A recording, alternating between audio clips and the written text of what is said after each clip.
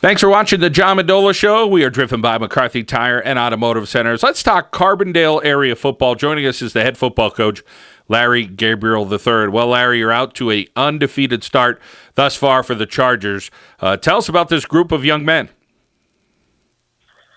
Well, quite honestly, we started our camp in July with our helmets camp, and we had a lot of question marks. We really didn't know where we were headed offensively as a team. We really didn't know we were going to land some guys in certain positions, but we felt we had a solid defense. We had a solid second half of the season last year, and we returned 8 or 9 guys with a ton of experience defensively, and they knew to start this season they would have to play well until our offense got there on solid ground. Larry Gabriel III joining us here on the John Mendola Show, driven by McCarthy Tire and Automotive Centers. Larry, we've talked a few times, and of course, those seniors from last year really laid some great groundwork in a lot of close games last year that didn't go your way. But these guys come back with some experience at the defensive end, and there's a credit to that team from last year.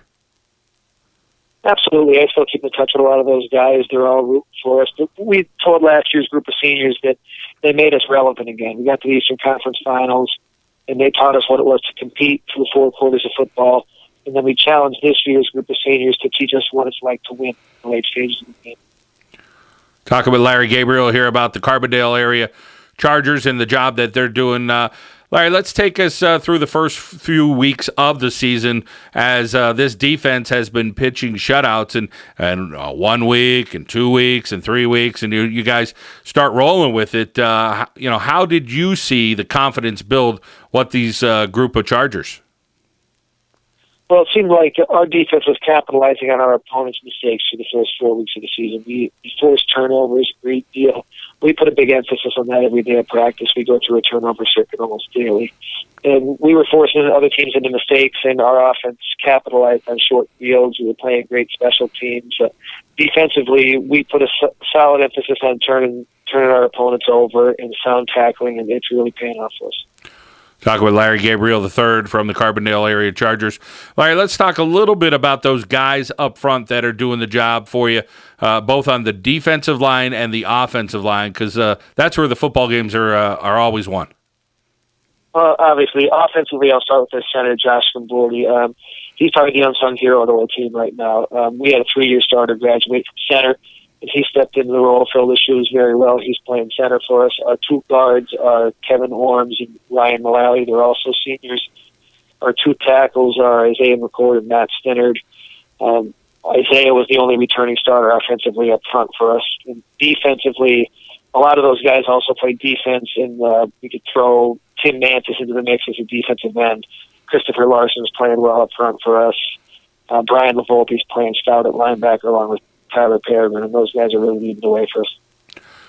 Double-A race in District 2, Lake Lehman is right there. Of course, Carbondale is their coach. So, when it all shakes out at the end, if your guys take care of business, you got a challenging schedule. We know Old Forge is on the docket at some point. They're a bear. But, if things work out the way you think they could, you would think this Carbondale team should be sitting okay when the playoffs come around. Yeah, we've been checking some teams out in the Double-A race right now. Obviously, we're familiar with the teams from the Lackawanna Conference. We did play GAR earlier in the year at Double-A. They're very young right now, so we know they'll be back in the hunt in the future. I have run up and seen some film of some other teams that are in the hunt right now, like Myers and Hanover. I've seen Lake Lehman before. We're just trying to get a feel for some of the teams in the Wyoming Valley Conference, see where we stand. But right now, we feel we're playing well enough on the defensive side of the ball that they could keep us in games with anybody at this point. Larry Gabriel III here on the John Mendola Show.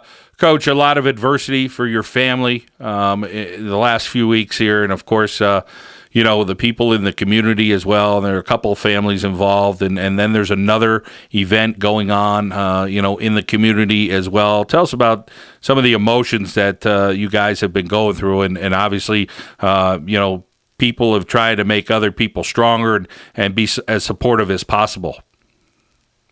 Well, unfortunately, I think we've had a lot of practice at this recently, especially with our football team.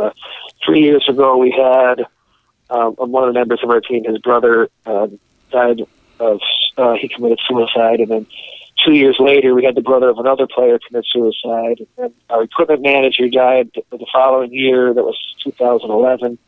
And my grandparents, I was fortunate enough to have all four of my grandparents within a half a mile of me my whole life. And last summer, in late June, I lost my grandmother on my mother's side of the family, so that was a disruption at the start of camp. And then, obviously, my grandfather on my dad's side just passed away tragically in a car accident. So it's unfortunately, our guys have handled it pretty well due to the amount of practice that we've had recently.